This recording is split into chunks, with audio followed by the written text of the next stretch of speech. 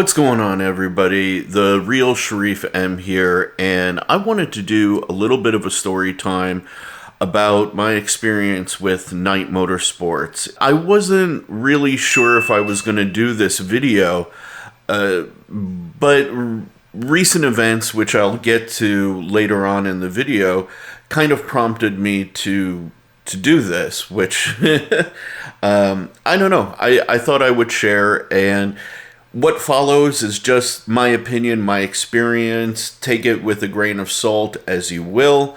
And, you know, it's literally, I'm just sharing my opinions. There's nothing that follows that is hard set in stone or should be taken overly seriously. As you can see, I'm a big Subaru guy.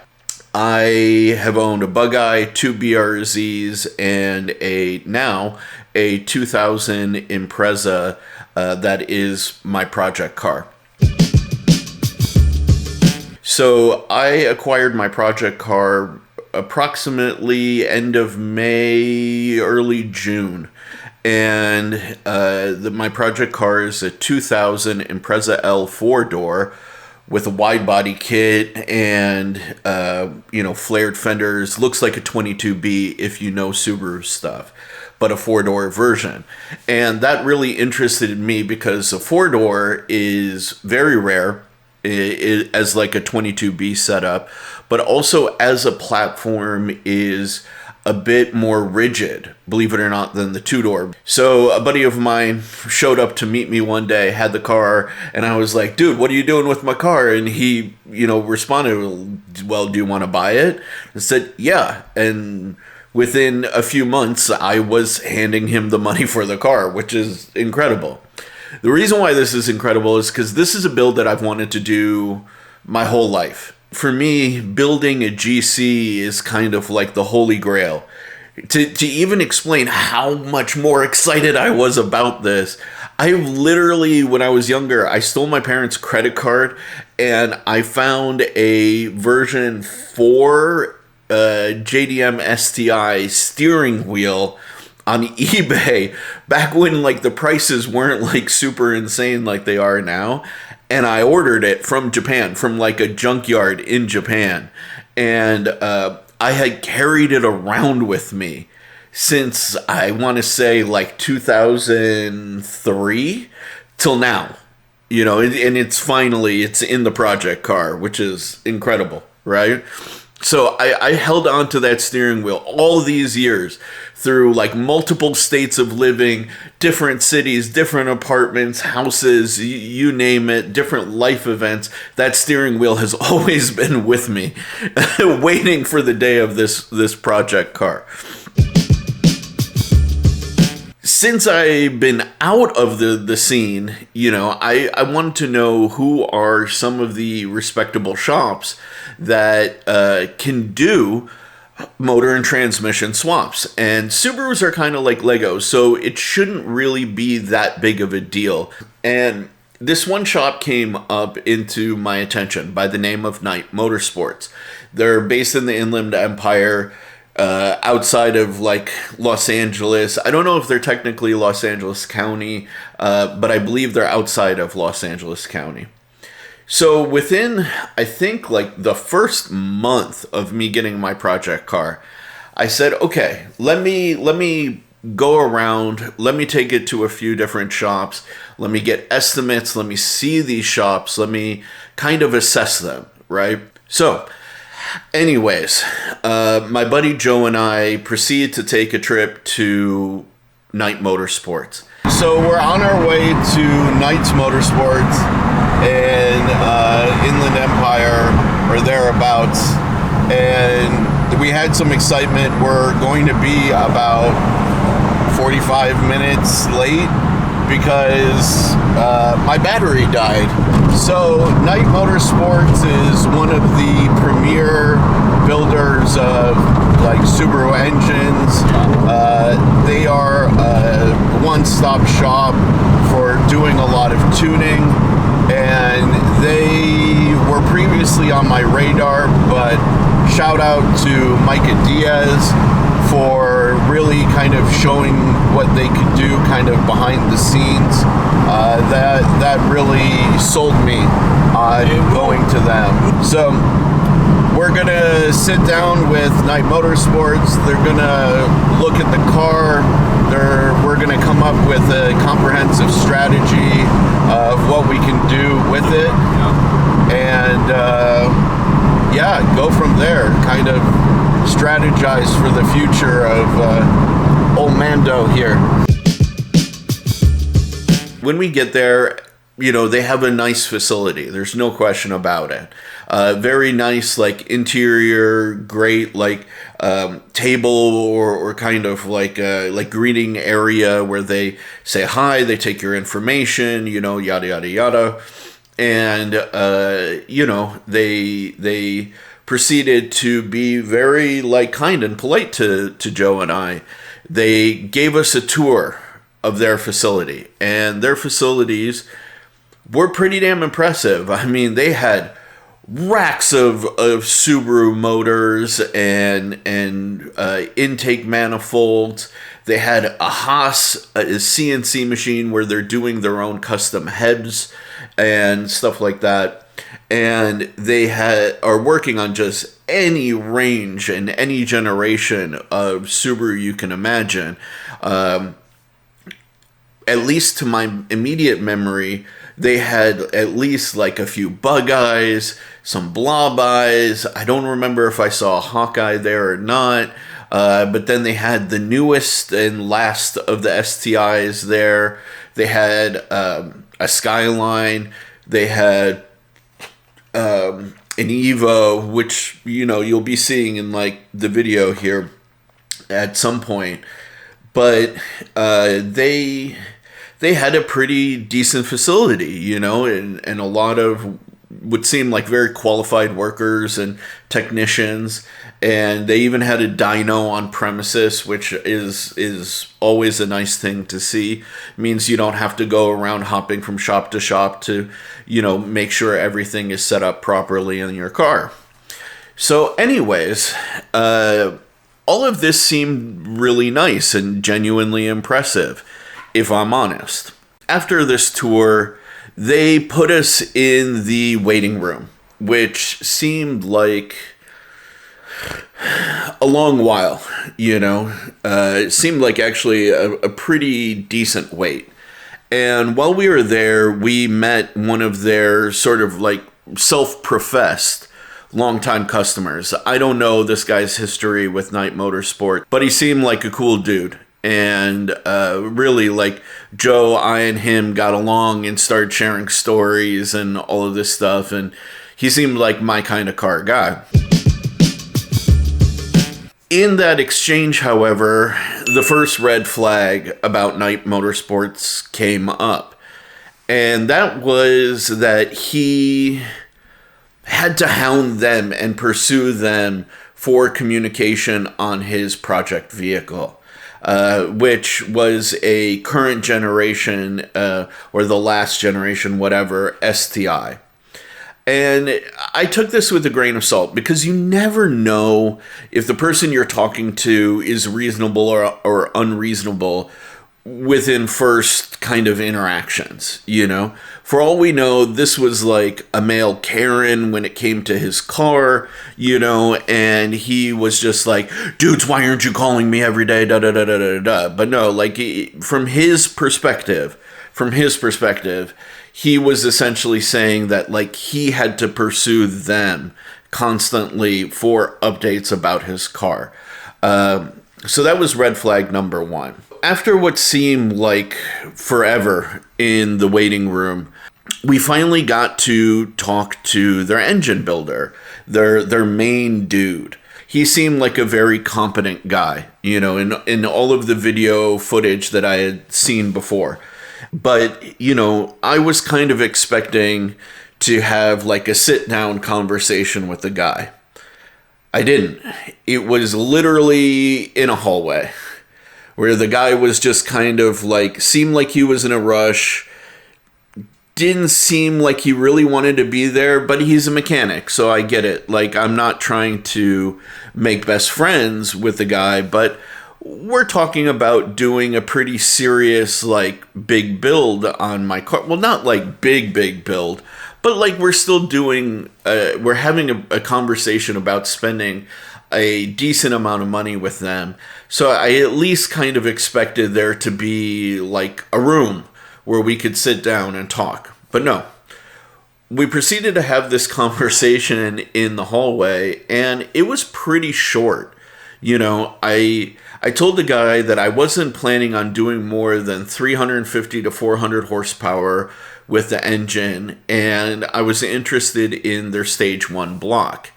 Almost immediately, the guy tells me, no, you're going to need the stage 2 block, which is a pretty big upsell considering their stage 1 block is capable of 450 horsepower.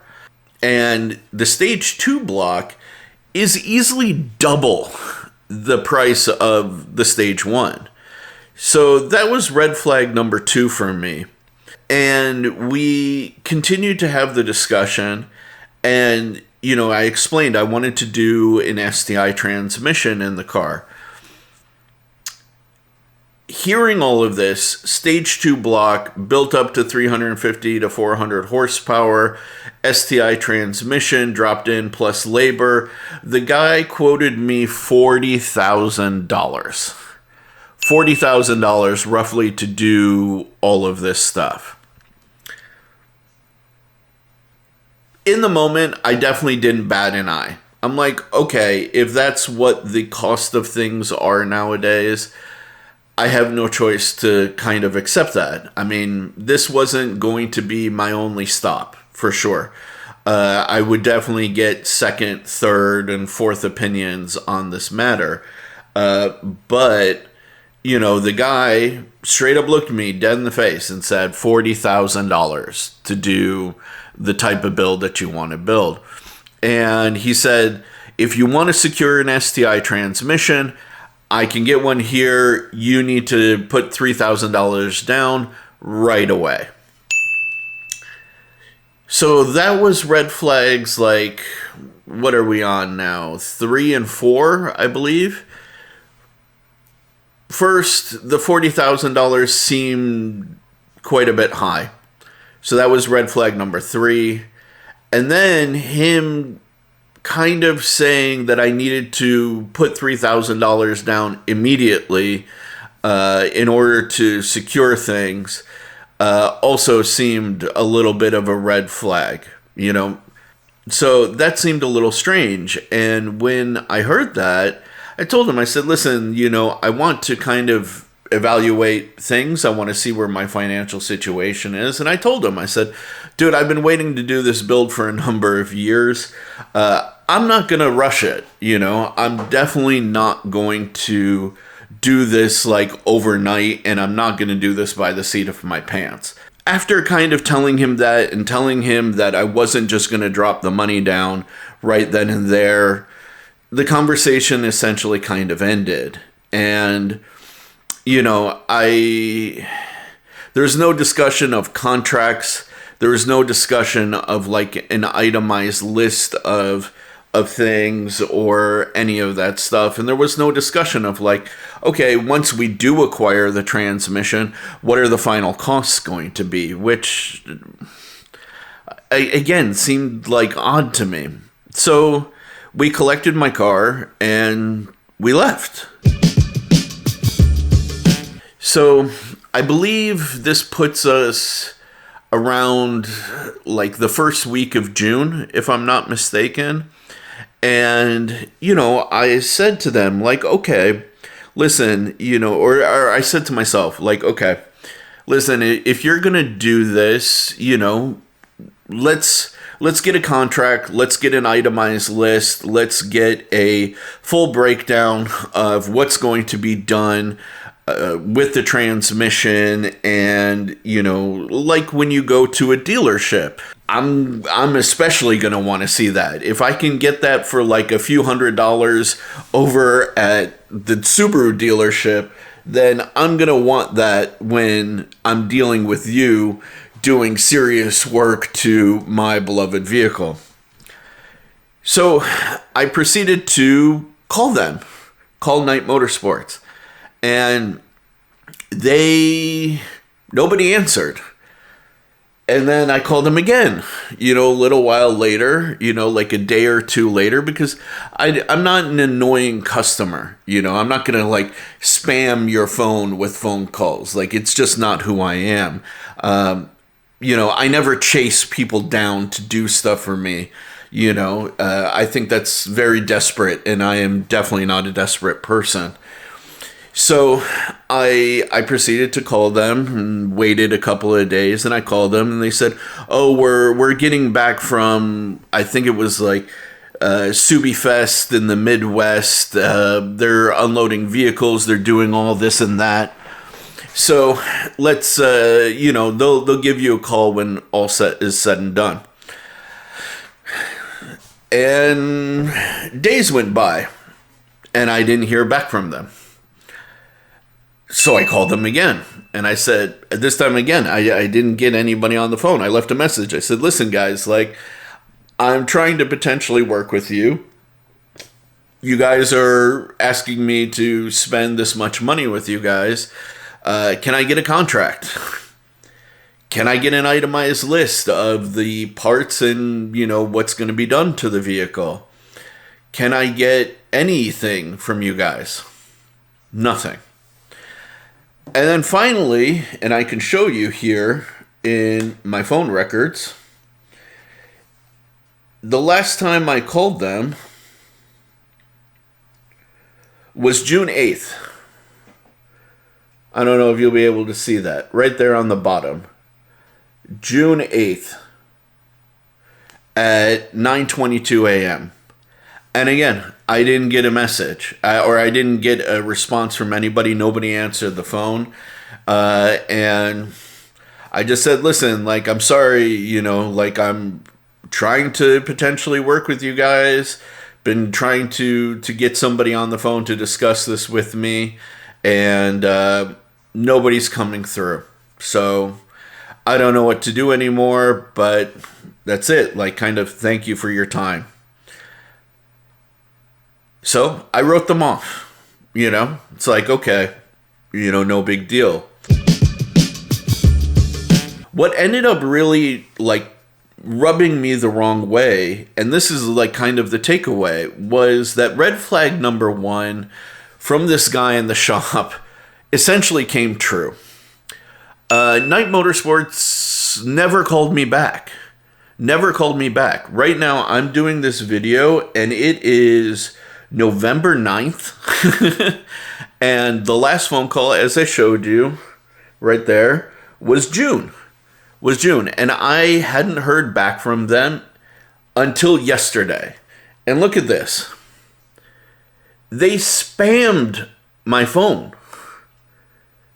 Literally spammed my phone with phone calls. And if you have any question, you can see that's their number at the top.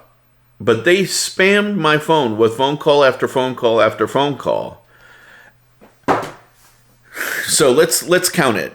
June, July, August, September, October, November. Nearly 6 months after I visited them, they started to call me back.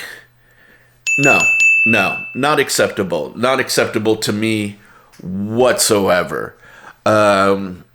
And really, like, that's my experience, I am not willing to deal with the shop who really can't bother to give me the time of day and wait 6 months to communicate with me on what they stated was a $40,000 project. I'm sorry, like, dude, that's egregious. I don't care who you are, but that's egregious, So, I don't know, guys, like, let me know your experiences down in the comments if you have any experiences with them. Maybe they've been amazing to you, and maybe I'm just an outlier. I give 110%, possibility, probability for that being a case, that I am an outlier and I just fell through the cracks. I ended up working with somebody else. I'm working with Renner Motorsports. Renner has been an icon in the game of Southern California Subarus and doing high performance builds. And I am actually very, very pleased to work with them because, to my knowledge, I thought they were just like a racing shop and they weren't doing work with individuals and customer builds, but they do. And they have a long-standing relationship with one of my good buddies, Steve, who ran and operated AeroSim research.